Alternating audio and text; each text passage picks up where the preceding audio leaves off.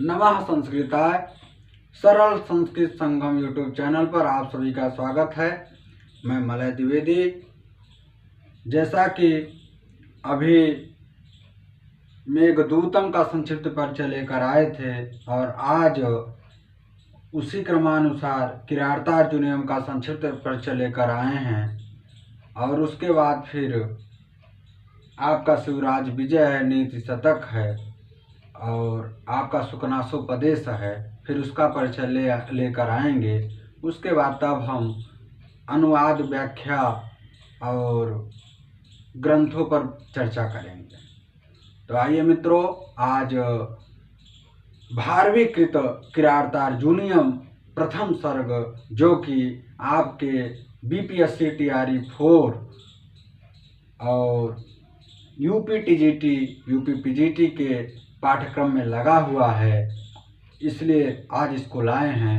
आप लोग आइए किरातार्जुनीयम का संक्षिप्त परिचय पढ़ते हैं और अधिक से अधिक हमारा चैनल सब्सक्राइब करें और शेयर करें और अपने जो भी आपके सगे संबंधी हो मित्रों, वहाँ तक हमारा चैनल पहुँचाने का कृपा करें।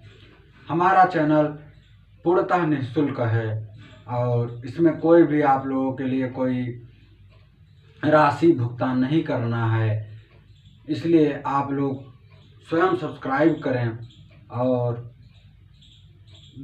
लोगों के पास भेजें और कक्षा करें। यही हम आप लोगों से निवेदन करते हैं। आइए किरातार्जुनीयम पे चर्चा करते हैं।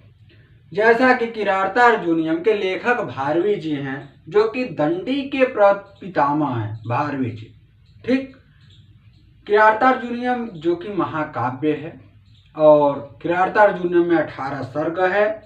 श्लोक इसमें टोटल 1040 है। 18 सर्ग में टोटल श्लोक 1040 है और प्रथम सर्ग में 46 श्लोक है।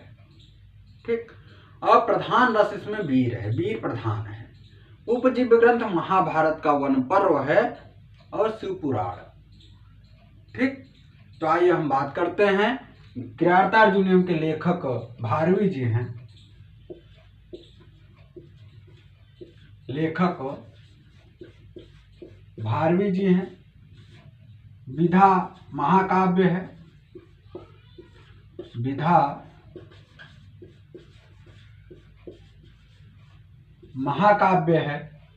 ठीक, और सर्ग इसमें टोटल 18 है। सर्ग 18 है। 18 इसलिए है क्योंकि महाभारत में पर्व 18 है। ठीक, तो 18 पुराण भी है, 18 उपपुराण भी है, 18 महाभारत पर्व है, 18 सर्ग है किरातार्जुनीयम में। ठीक, प्रधान रस वीर है।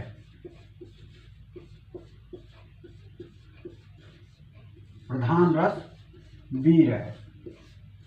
उपजीव्य महाभारत का वन पर्व है।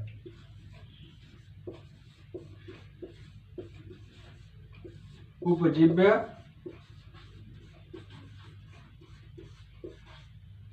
महाभारत का वन पर्व अर्थात शिवपुराण, अर्थात शिवपुराण। ठीक, किरातार्जुनीयम परिचय, लेखक भारवी जी हैं। विधा महाकाव्य है, सर्ग 18 है, प्रधान रस वीर है, उपजीव्य महाभारत का वन पर्व है और शिवपुराण। ठीक, अब आते हैं कि इसका कथानक जो है, कथानक है अर्जुन द्वारा भगवान शिव की तपस्या से पाशुपत अस्त्र की प्राप्ति होती है। इसके नायक अर्जुन जी हैं। इनके नायक कौन है? अर्जुन जी हैं। प्रतिनायक किरात वेशधारी शिव हैं। किरात वेशधारी शिव हैं। नायक की प्रकृति है धीरोदात्त। बताए थे ना, 4 प्रकार के नायक की कोटि होती है। 4 कोट के नायक होते हैं: धीरोदात्त, धीर ललित, धीर प्रशांत, ठीक, और धीरोदत्त। टोटल 4 कोट के नायक होते हैं। इसमें जो आपके अर्जुन जी नायक हैं वो धीरोदात्त प्रवृत्ति के नायक हैं। ठीक, और नायिका इसकी द्रौपदी है। कौन है? द्रौपदी।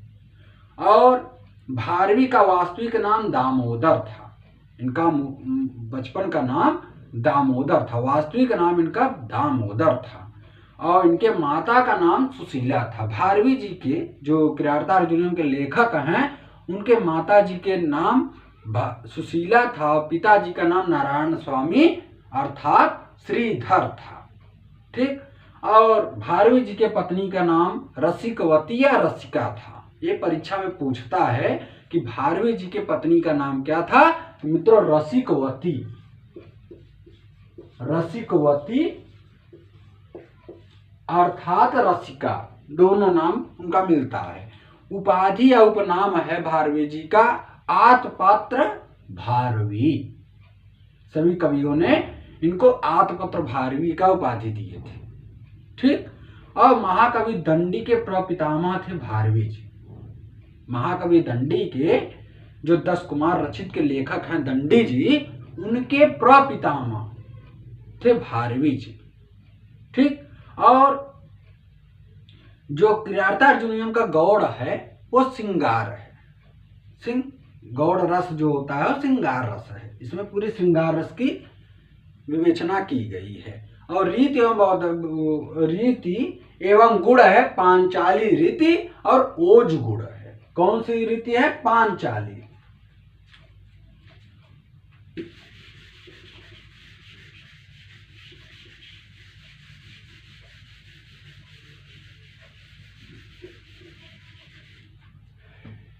पांचाली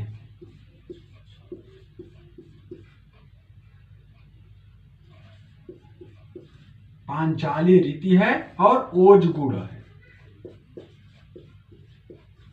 ओज गुण है। ठीक, पांचाली रीति है, ओज गुण है। किराता अर्जुनीयम के प्रथम सर्ग में वैदर्भी रीति है। प्रथम सर्ग में जो 46 श्लोक है उसमें पूछ रहे किराता अर्जुनीयम के प्रथम सर्ग में कौन सी रीति है, तो वैदर्भी रीति है। वैदर्भी रीति है। ठीक, वैदर्भी रीति है प्रथम सर्ग में। अब अलंकार है 3 शब्दालंकार है, 60 अर्थालंकार है और 7 चित्राक्षर है। ठीक है, पूछ लेता है, इसको करें। भारवी की शैली जो है पांडित्य प्रधान अलंकृत शैली है। पांडित्य प्रधान, पांडित्य प्रधान, पांडित्य प्रधान अलंकृत शैली, अलंकृत शैली, पांडित्य प्रधान अलंकृत शैली है। क्या है? भारवी की शैली जो है पांडित्य प्रधान अलंकृत शैली। ये पूछा था और पूछेगा। पांडित्य प्रधान अलंकृत शैली। ठीक, अलंकृत ऐसे लिखा जाएगा, अलंकृत शैली। ठीक, और सबसे अच्छी बात है कि भारवी के 15वें सर्ग में एकाक्षर श्लोक मिलता है। भारवी के प्रसिद्ध एकाक्षर श्लोक 15वें सर्ग में मिलता है। क्या है? न नोन नुन्नो। क्या है? हम लिख देते हैं।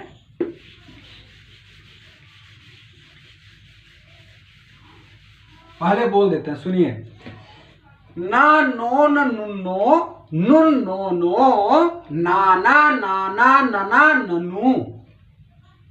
ठीक, क्या है? ना नोन नुन्नो, नुन नो नो, नाना नाना नना ननु। नुन्नो अनुन्नो, ननुनेन्नो, नानेना, नुन नुन नूत। ये भारवी के प्रसिद्ध एकाक्षर श्लोक है जो कि 15वें सर्ग में इसका मिलता है। 15वें सर्ग में मिलता है। ठीक, और लिख देते हैं न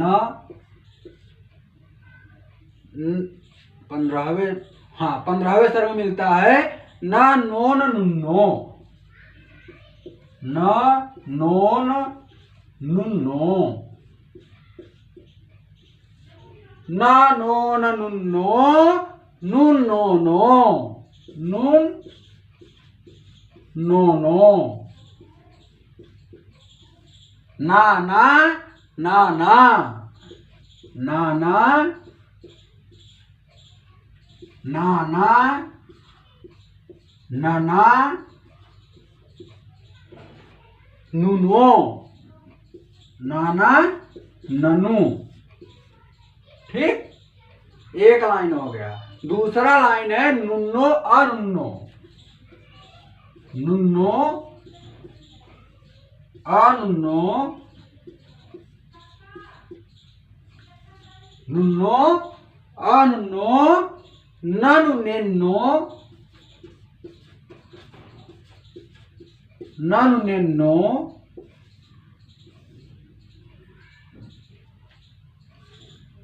ननु नेन्नो, नानेना, नानेना, ना नो नुन्नो, नुन्नो नो, नाना नाना नना ननु, नुन्नो अनुन्नो, ननु नेन्नो, नानेना, नुन्न नुन्न नूत, नुन्न नुन्न नूत। ठीक, ये आपके 15वें सर्ग में मिलता है, एक अक्षर श्लोक है 15वें सर्ग में। ये पूछ लेता है, इसलिए इसको याद कर लीजिएगा।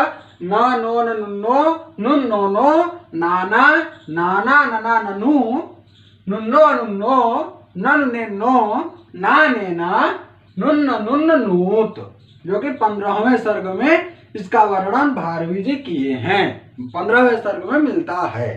ठीक, फिर कहते हैं भारवी जी के क्रियार्थ नियम का प्रारंभ श्री शब्द से तथा प्रत्येक सर्ग के अंतिम श्लोक में लक्ष्मी का प्रयोग हुआ है। मतलब शुरुआत में श्री का और अंतिम में लक्ष्मी जी का प्रयोग हुआ, लक्ष्मी का। श्री कुरुनामधिपस्य पालिनी प्रजास वृत्तिम यमयुक्त वेदितुम श्रवणलिंगी विदिता समाययो युधिष्ठिरम द्वैत वने वने चरः। ठीक, ये मंगलाचरण है आपके क्रियार्थार्जुनियम के प्रथम सर्ग से शुरुआत होता है जो। ठीक, इसमें वंशस्थ छंद का उदाहरण भी है। श्री कुरुनामधिपस्य पालिनी, वंशस्थ छंद का लक्षण है जतत वंशस्थ मुदीरितम जरौ। ठीक, और उदाहरण बता दिए श्री कुरुनामधिपस्य पालिनी। और फिर आते हैं, कहते हैं आगे कि भारवी के काव्य को लक्ष्मी पदांक कहा जाता है। भारवी के पदांक को क्या कहा जाता है मित्रों? लक्ष्मी पदांक, लक्ष्मी पदांक कहा जाता है, लक्ष्मी पदांक कहा जाता है। भारवी के काव्य को लक्ष्मी पदांक कहा जाता है। किरातार्जुनीयम के प्रथम श्लोक में 46 श्लोक हैं। प्रथम सर्ग में टोटल 46 श्लोक हैं। 46 में मित्रों 44 श्लोक में 44 श्लोक तक, 1 से 44 श्लोक तक जो आपका वंशस्थ छंद है, वंशस्थ छंद है, और 45वें श्लोक में पुष्पिताग्रा छंद है। पुष्पिताग्रा छंद है। और 46वां श्लोक जो कि प्रथम सर्ग का अंतिम श्लोक है, 46वां श्लोक, इसमें मालिनी छंद है।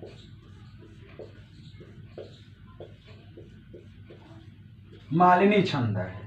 तो ये पूछता है हर एग्जाम में कि मान लीजिए जैसे पूछ लिया कि किरातार्जुनीयम के प्रथम सर्ग, किरातार्जुनीयम के प्रथम सर्ग के 1 से लेकर 44 श्लोक तक कौन सा छंद है, या 45वें श्लोक में कौन सा छंद है, या 46वें श्लोक में कौन सा छंद है।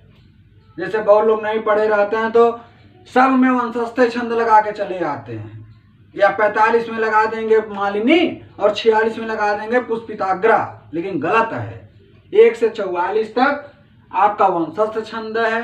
ठीक, और 45वें श्लोक में पुष्पिताग्रा छंद है। देखिए 45वें श्लोक में पुष्पिताग्रा छंद है और 46वें श्लोक में आपका मालिनी छंद है। कौन सा है 45वें श्लोक का उदाहरण? न समय परिरक्षणम क्षमन्ते, न समय परिरक्षणम क्षमन्ते, निकृत परेषु परेषु भूरि धाम्नः, आरीषु हि विजयार्थिनः, क्षितिशा विदधति सोपरि संधि दूषणान। ये आपका 45वां श्लोक जो कि पुष्पिताग्रा छंद है। फिर कहते हैं मालिनी छंद में जो कि 46वां अंतिम श्लोक है, प्रथम सर्ग का अंतिम श्लोक है 46वां, जो कि इसमें मालिनी छंद है। विधि समय नियोग दिति संगार जेयम शिथिल वसु मघादे भग्न मापत्य योधौ रिपुतिमिर मुदस्तो दिमान दिनादौ दिन कृतम्यो लक्ष्मी स्वासभेतु भूयः। ठीक, ये आपका क्या है? मालिनी छंद है। विधि समय नियोगा, विधि समय नियोगा इसमें याद कर लीजिए। और नव समय परिरक्षण क्षमन्ते 45वें श्लोक में याद कर लीजिए। इतना याद रहेगा, समझ लीजिए कि आपका वो पुष्पिताग्रा की बात कर रहा है और विधि समय नियोगा यदि कह रहा है तो आपका 46वें श्लोक का मालिनी छंद का प्रयोग है। ये क्वेश्चन पूछता है, इसलिए मैं इतना देर इस पे बात किया। फिर कहते हैं भारवी का अर्थ गौरव प्रसिद्ध है, भारवे अर्थ गौरवंश है। ठीक, और फिर कहते हैं घंटा पद का शाब्दिक अर्थ है राजमार्ग। घंटा पद जो कहा गया है उसका शाब्दिक अर्थ आपका राजमार्ग है। फिर कहते हैं किरातार्जुनीयम के प्रथम 3 सर्गों को पाषाण त्रय कहा जाता है। पाषाण त्रय कहा जाता है। किरातार्जुन मतलब कि प्रथम सर्ग, द्वितीय सर्ग, तृतीय सर्ग को पाषाण त्रय कहा गया है।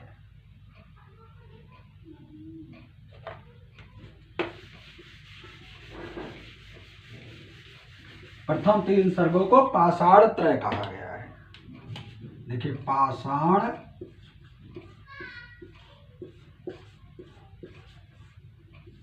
त्रय कहा गया है। ठीक, और फिर कहते हैं नारिकेल फल सम्मितम वचः, जो कि मल्लीनाथ का यह कथन है। किसके लिए है? भारवी के लिए। नारिकेल फल सम्मितम वचः।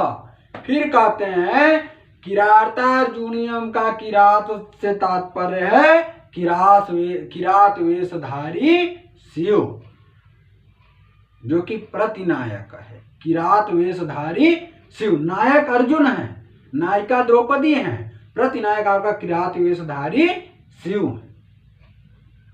फिर कहते हैं किरातार्जुन का मंगलाचरण जो अभी बताए हैं, श्री कुरु नाम दीपस्य पालनीम प्रजास वृत्तिम यमयुम तवेदितुम श्रवणलिंगी विदितः समाययौ युधिष्ठिरम द्वैत वने वनेचरः।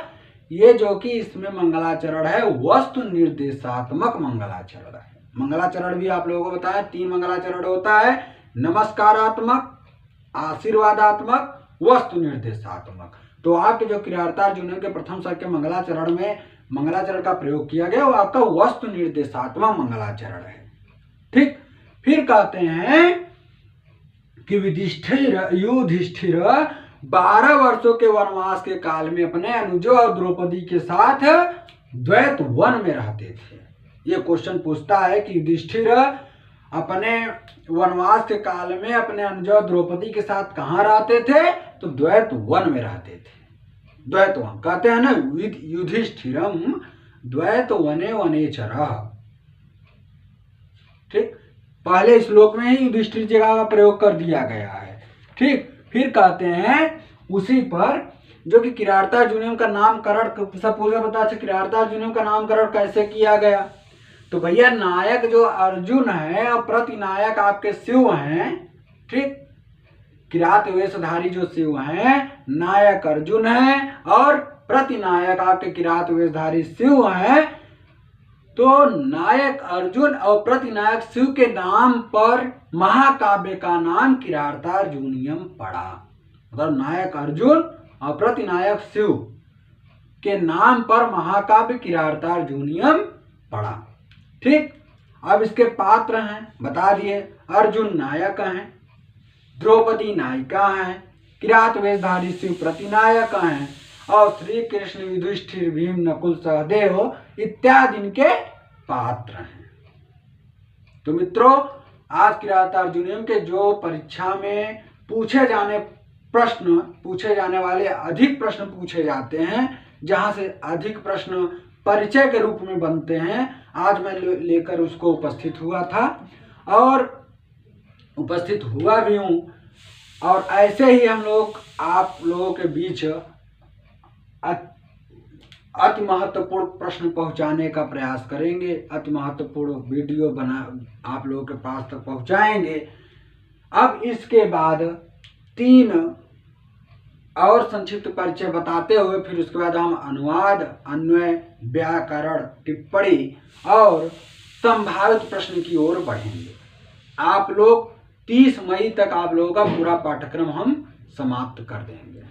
इसमें आपका व्याकरण भी रहेगा और TRE 4 के लिए भी ये कक्षा उपयोगी है, यूपी TGT PGT के लिए भी ये कक्षा अति महत्वपूर्ण है। तो मित्रों, जो भी आप लोगों के संपर्क में BPSC TRE 4 के लिए, यूपी TGT PGT के लिए तैयारी अच्छे कर रहे हो, उनके पास हमारा वीडियो जरूर भेजिए और जरूर हमारा चैनल बताइए। आप लोग भी सब्सक्राइब करिए, अधिक से अधिक शेयर करने की कृपा करें। ठीक, आज के लिए इतना ही। नमः संस्कृताय, नमस्कार।